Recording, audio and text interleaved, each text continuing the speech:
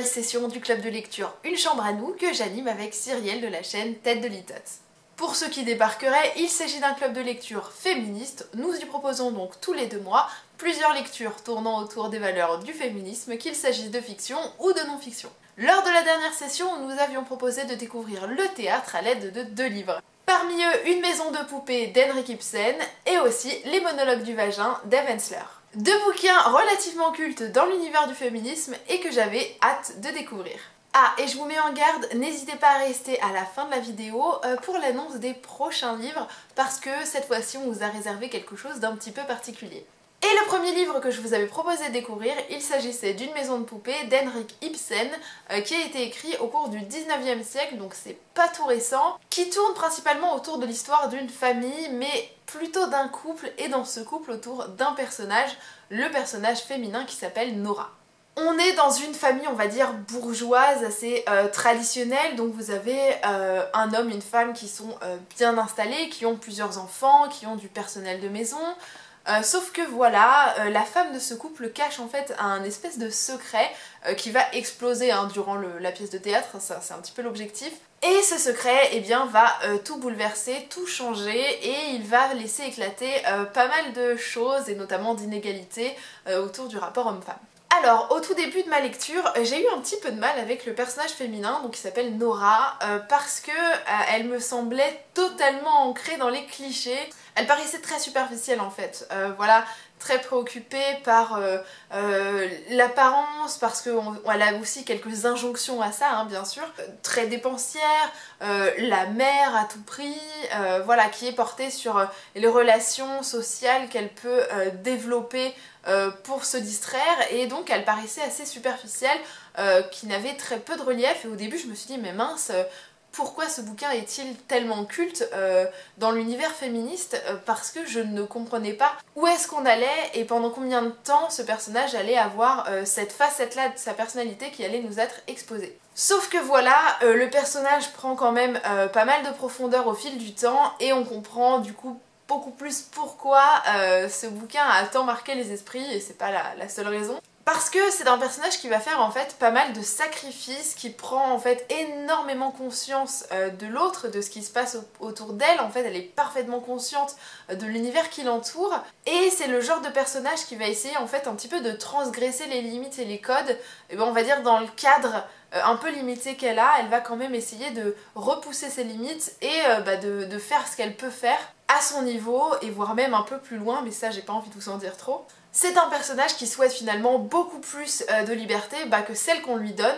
D'ailleurs elle est régulièrement comparée, il me semble qu'elle est comparée à un animal, à un oiseau, je crois que c'est à une alouette.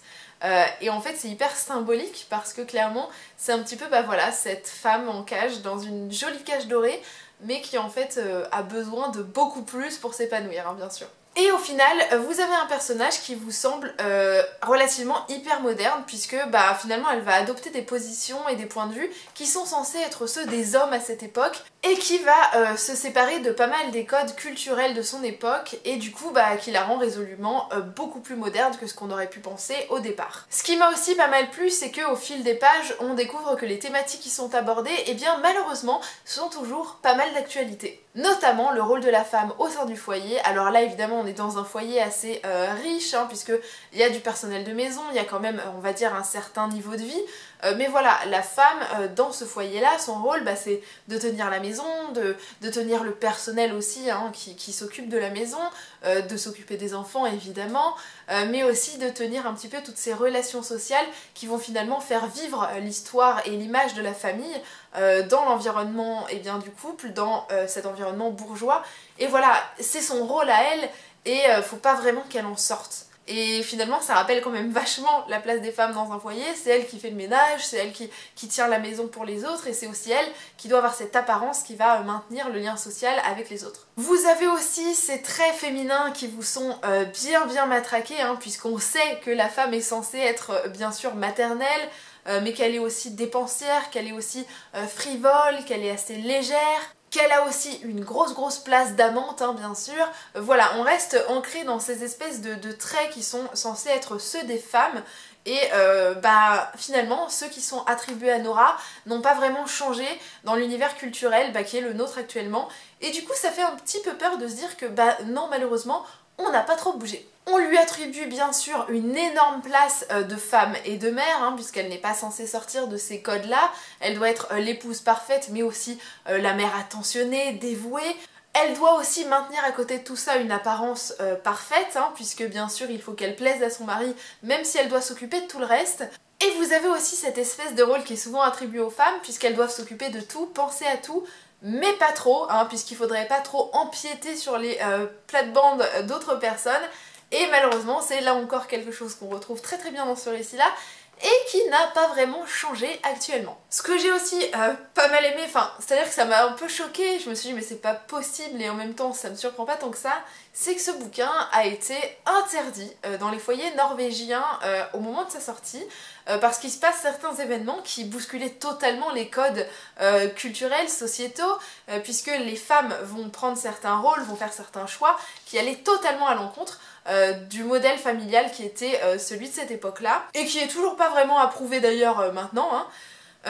Donc c'est assez marquant de se dire que c'est un bouquin qui a été interdit parce qu'il allait contre les codes. C'est donc une lecture que je vous recommande, je la trouve assez abordable, c'est vraiment pas une histoire compliquée à suivre, le langage est pour le coup très abordable aussi. Bon, bien sûr je l'ai pas lu en norvégien, hein. Et ça reste assez flippant de se dire qu'un bouquin qui a été écrit il y a plus d'un siècle, finalement est totalement ancré dans notre réalité à nous aussi. Cyrielle vous avait ensuite proposé sur sa chaîne le célèbre Les monologues du vagin d'Eve Ensler. Cette fois-ci on n'est plus vraiment dans un univers de fiction, dans le sens où on est vraiment sur l'expression de plusieurs femmes en fait autour du vagin, mais aussi de la sexualité féminine, des violences qui sont faites aux femmes, aussi bien physiques que psychique, même si on se concentre pas mal sur les violences sexuelles, hein, puisqu'on parle du vagin aussi. C'est un livre qui est pas très vieux finalement, puisque je crois qu'il a été écrit en 2007, et il a été pas mal décrié, puisque là encore il a choqué, hein, on parle du mot vagin, hein, c'est quelque chose de terrible à dire.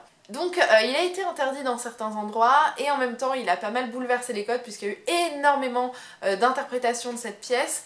Je crois même qu'il y avait eu un film autour de ça. Bref, c'est un bouquin qui a fait du bien à pas mal de monde et j'ai été très contente de le découvrir.